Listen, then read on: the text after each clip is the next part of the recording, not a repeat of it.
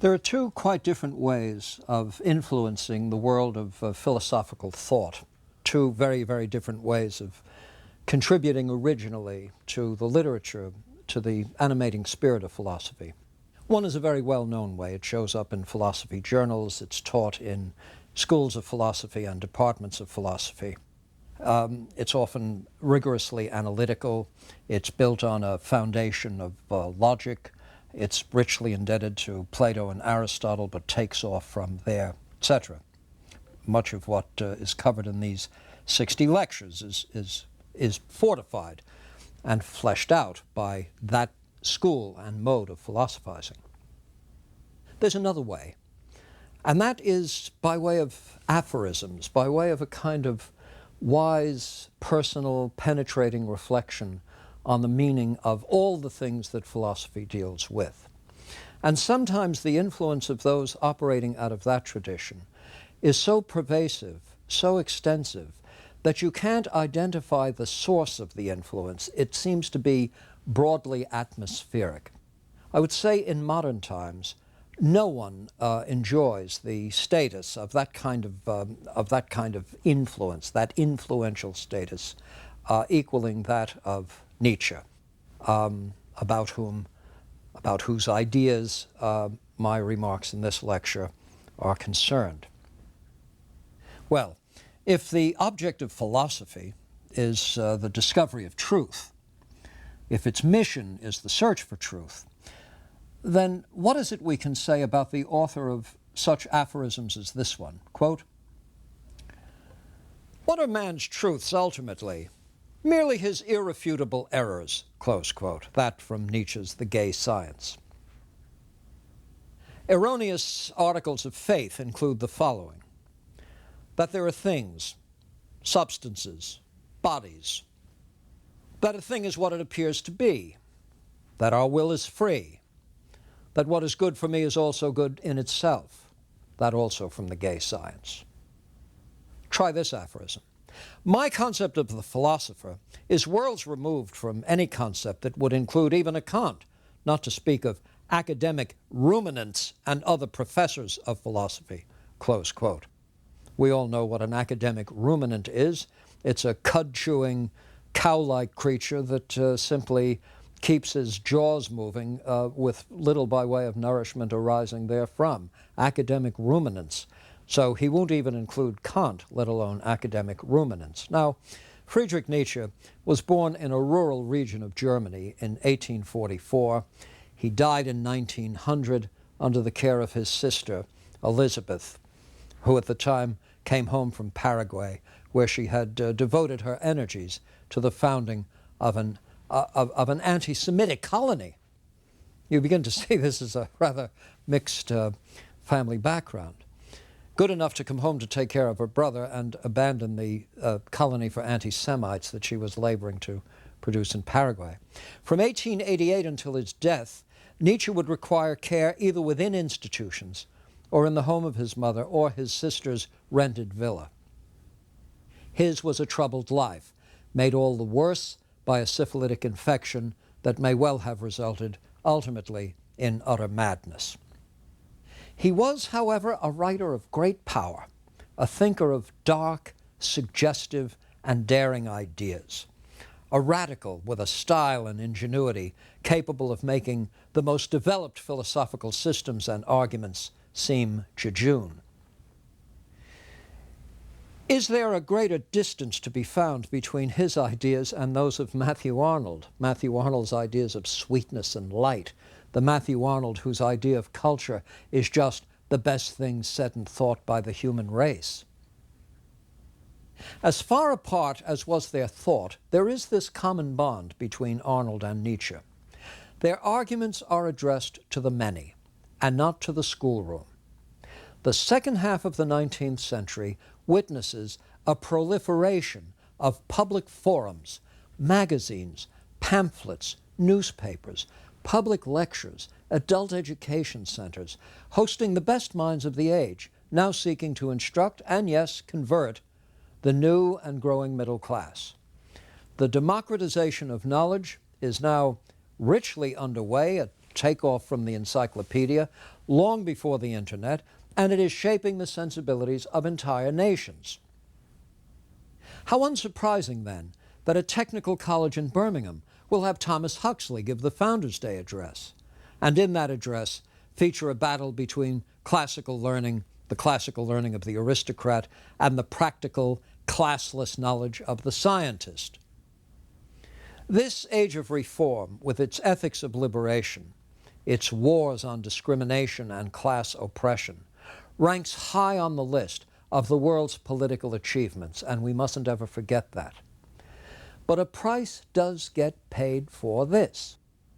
You very often find the unleashing of forces that all of those now transformed institutions and now abandoned social practices had once brought under control.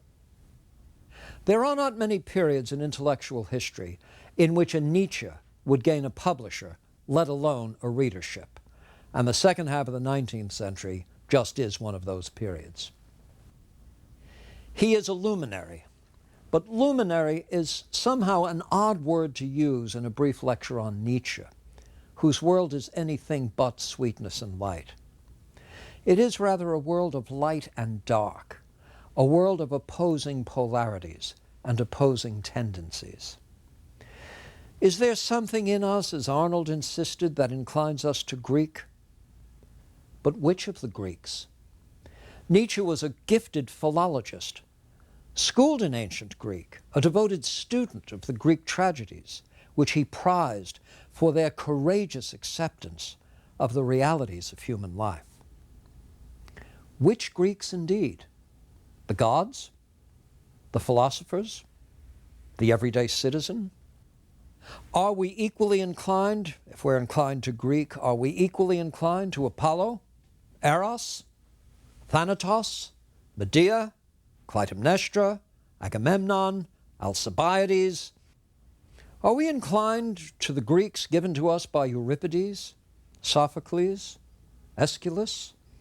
Are we inclined to Aristotle or Plato? Attempts to anchor humanity to a fixed star, moral or aesthetic or political, illustrate what Nietzsche judged to be the source of philosophy's failures. A quote: "All philosophers have the common failing of starting out from man as he is now and thinking they can reach their goal through an analysis of him. They involuntarily think of man as an aeterna veritas, as something that remains constant in the midst of all flux, as a sure measure of things. Everything the philosopher has declared about man is, however, at bottom, no more than a testimony as to the man of a very limited period of time. Lack of historical sense is the family failing of all philosophers, that from human all to human." You see what he says? This search for universals, for what is true, this essentialism, do you see? Man is essentially X, Y, and Z, simply ignores the fact that a given person is a product of the conditions under which one finds him. Nietzsche was satisfied that the religious superstitions of a race disclose their self-perceptions, giving the gods exaggerated versions of what they take to be their own powers and passions. How did the ancient Greek world understand Eros? Is it this wonderful life-giving force that gives us spankingly new 7-pound babies? The world is their oyster, and the future is theirs? Eros is creative. It is at once creative and powerfully destructive as a force. It's behind rape and pillage. It's behind victory and conquest. It's behind what Nietzsche will call the will to power. Now, over his productive years, Nietzsche would form two radically different estimations of the philosopher Schopenhauer, whose The World as Will and Representation, published in 1819, had had a great influence. Nietzsche's initial estimation was of Schopenhauer as a philosopher and teacher, a man facing reality and bringing its truthful challenges to the attention of those who would prefer to ignore or deny it. The first and irrefutable fact that Schopenhauer presents is that, quote, The world is my idea. No truth is more absolutely certain than that all that exists for knowledge, and therefore this whole world, is only object in relation to subject. In a word, idea. That's Schopenhauer. Here then is just that subjectification of knowledge that was to be a starting point for Nietzsche. There is no external truth reached by some sort of objective method with, as it were, the observer's own interests and aims held constant. As for interests and aims, it was Schopenhauer again who wrote with candor, the primary basic aim is self-preservation, the will to live. It is the primary human drive directing all the life-saving and life-generating impulses. Moreover, it is embodied. The body is the immediate object of the will, and it is the awareness of one's will that renders the actions of a person intelligible to himself. In time, Schopenhauer's philosophy would wear thin in the increasingly cynical and passionate thoughts of Nietzsche. The will to live was radically transformed by him into the will to power, with Eros now not merely an engine of survival, but an engine of conquest. We are destroyers, and if indeed progress is won by destruction, then progress may be far less the aim than the consequence of a motive which at base may be a motive for willfulness and destruction and darkness, a side of the Greek world too often overlooked, a side of the Greek world that we don't see when we fix our gaze on Apollo. It was Nietzsche who, in The Birth of Tragedy and the Spirit of Music, contrasted the Apollonian and the Dionysian, these two faces of the Greek world. As Nietzsche says, quote, the two art deities of the Greek world, close quote, the Dionysiac sects, which, by the way, very often were populated chiefly by women, had as their goal a liberation from the strictures of the ancient Greek world, a liberation from the strictures of life within the polis. Celebrants would surround themselves seeking to be possessed by the gods for the purpose of liberation and to experience transcendence. Indeed, there is a word in the Greek for rendering oneself accessible in this way. And what is the word? Enthusiasmos.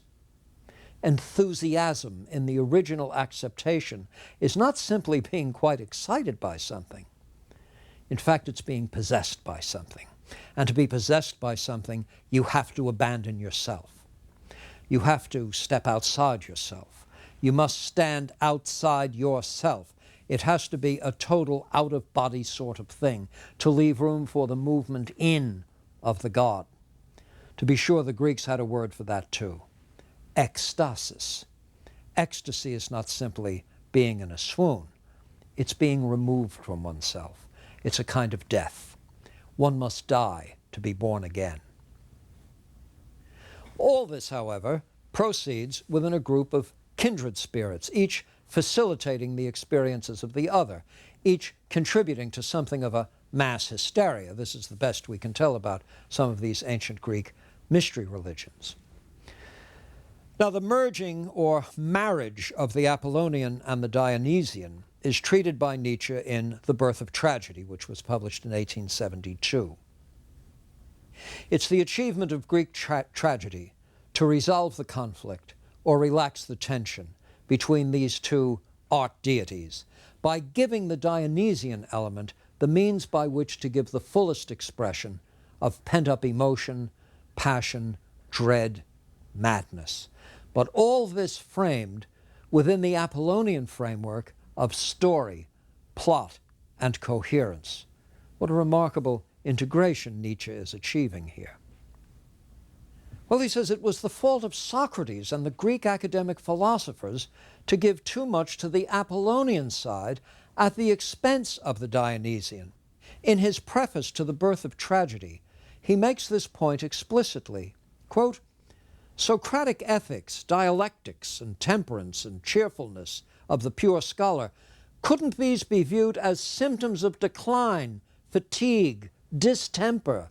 Might it be that the inquiring mind was simply the human mind terrified by pessimism and trying to escape from it, a clever bulwark erected against what? The truth, close quote. Terrified by pessimism. This is all prevailing, all pervading in Nietzsche's thought as he looks at the world around him. There cannot be many people who have felt the presence of the world as directly, as heavily, as abidingly as Nietzsche did. Now, he had been an admirer, an ardent admirer of Wagner in his youth, and was eager, later so proud to enter into a friendship, which inevitably collapsed under the weight of both of their ideologies and egos. Both of them had been influenced by the philosophy of Schopenhauer. Both were drawn to the world of classical Greece. Both indeed were seeking to restore to art what was lost in its concessions to convention and reasonableness. It's interesting to consider his comments on Wagner's Parsifal, at once deeply disturbing to Nietzsche for its open recovery of the Christian mythos, but also so deeply moving that Nietzsche would say that hearing Parsifal, quote, one lays Protestantism aside as a misunderstanding, close quote. That is, the genius in the work, says Nietzsche, is, quote, the alliance of beauty and sickness. It casts a shadow over Wagner's earlier art, which now seems too bright, too healthy. Health, brightness, having the effect of a shadow, close quote.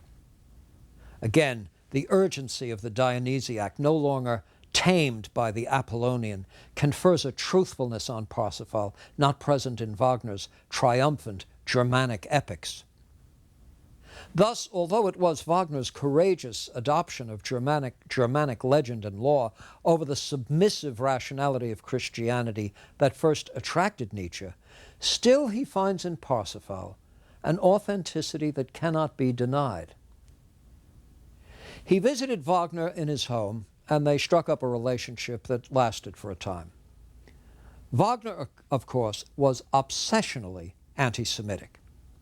It is one of the sad chapters in the history of the biography of great artists that Wagner could never get past his anti-Semitism. In fact, it had so pernicious an effect on his thought that one must conclude it is at the bottom of those aspects of his music that seem to be merely vulgar.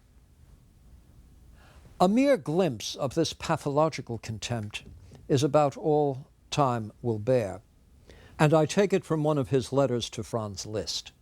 Quote, I felt a long repressed hatred for this Jewry, and this hatred is as necessary to my nature as gall is to blood, close quote. But Wagner's own characterization of the truly natural, if godlike man, surely was behind Nietzsche's conception of that Obermann who would come to replace the weak, degraded contemporary man. The Siegfried of Norse mythology is a dragon slayer, a prince who gains the treasure of the Nibelungs by killing those who guard it. He wins the love of Brunhilde, daughter of Odin, and fearless leader of the Valkyries. Norse goddesses who had the power to choose which great heroes would be killed in battle, the Valkyries.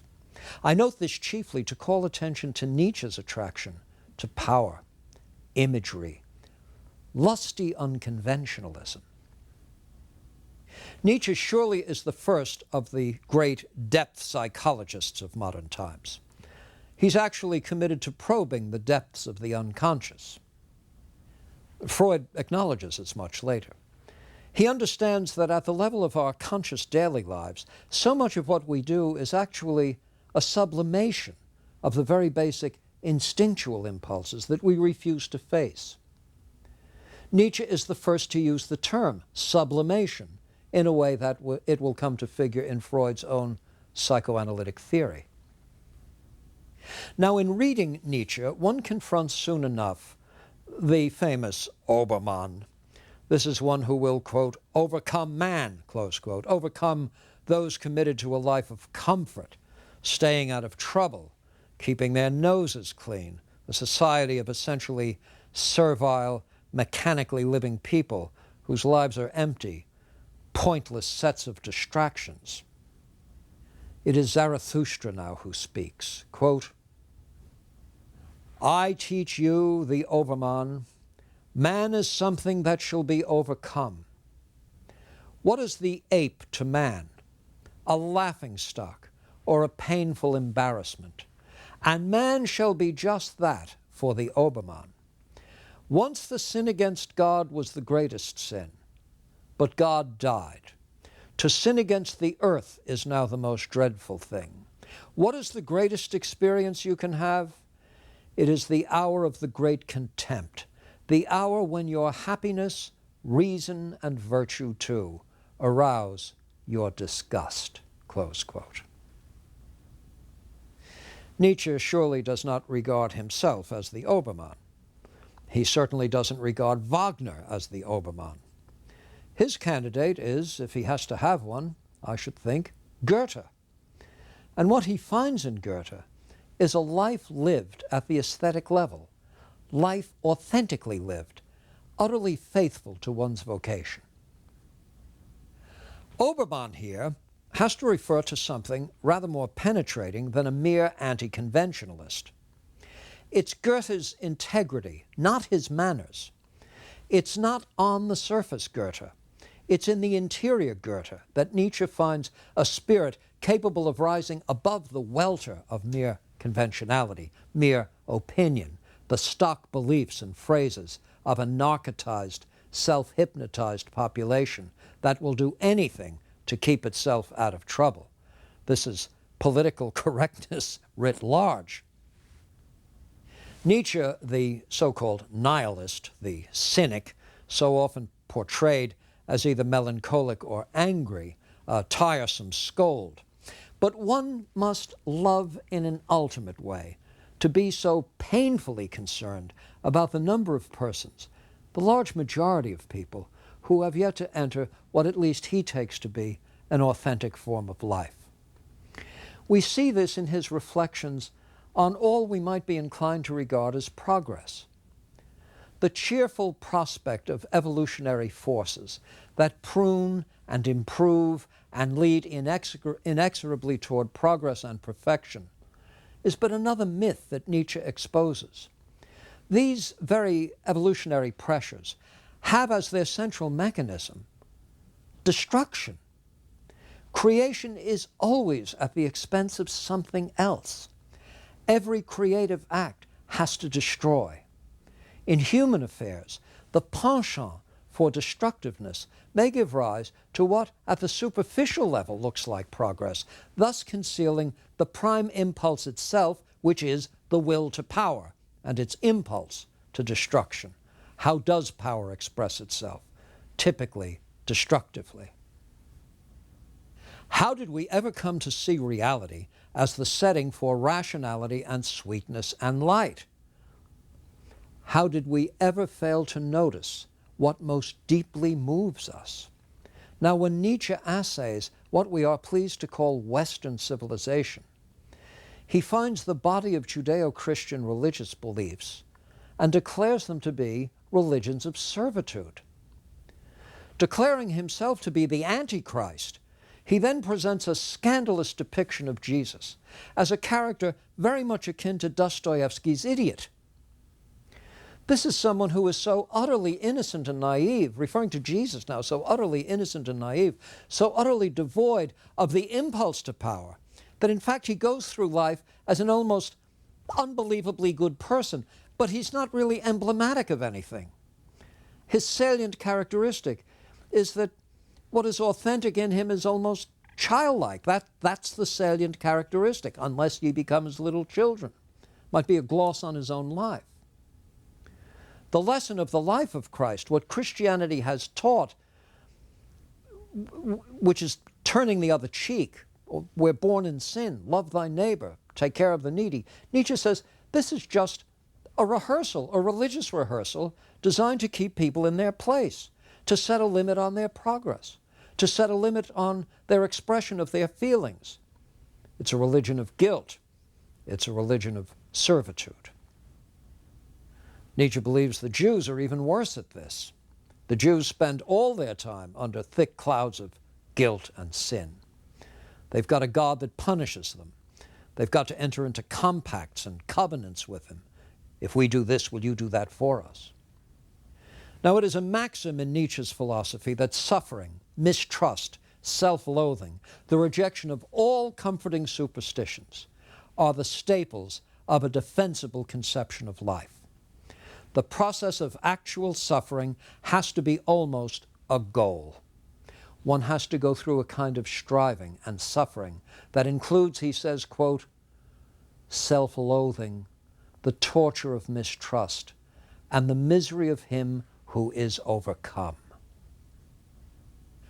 This is what has to take place within the lived life. It's a life that first has to be defeated.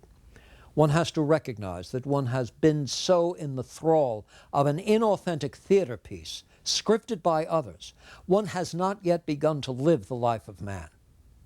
The first time you recognize what you're willing to give your life in return for, these tawdry little baubles of a distracted world, the suburban house, the children with perfect teeth, self-loathing has to be the inevitable consequence. Once you begin to realize that human relationships on which you've placed such a high premium, the so-called loving relationships and faithful friendships, have been based on little more than habit and sloth and mutual exploitation, you are finally overcome. And it is in the depths of suffering that you finally look for a palliative. And the palliative has to be in the form of rejecting everything that had given substance to an inauthentic life. It has to be the death of that life.